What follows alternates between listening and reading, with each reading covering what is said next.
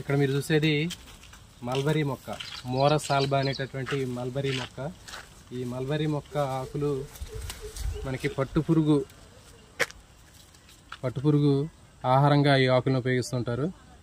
చిన్నగా ఉన్నటువంటి పట్టుపురుగులకి ఈ విధంగా లేతగా ఉన్నటువంటి ఆకుల్ని ఆహారంగా వేస్తుంటారు. ఆ పట్టుపురుగులు ఆ లార్వా స్టేజ్లు పెరుగు పెద్దవి అవుతుంటే వాటికి ఈ విధంగా ముదిరినటువంటి ఆకులు ఆహారంగా వేస్తుంటారు. సో ఈ మల్బరీ ఆకుల్ని తిని ఈ పట్టుపురుగులు అనేవి పెద్ద అవ్వటం జరుగుతుంది. ఈ పట్టుపురుగు లార్వా దశలు ఈ మల్బరీ ఆకులు తిని పూర్తిగా ఎదిగిన తర్వాత వీటి నోటి నుంచి వచ్చేటటువంటి ఒక దారంతో వీటి యొక్క శరీరాన్ని చుట్టుకొని ఒక కకూన్ లాగా తయారు కావడం జరుగుతుంది. అంటే వీటిని పట్టు కాయ లేదా కకూన్ అని చెప్తారు. ఈ విధంగా గుండ్రంగా తయారైనటువంటి పట్టు పురుగు కాయ ఏదైతే ఉందో ఆ కకూన్స్ లోపల పురుగు అనేటటువంటిది కనిపిస్తూ ఉంటుంది.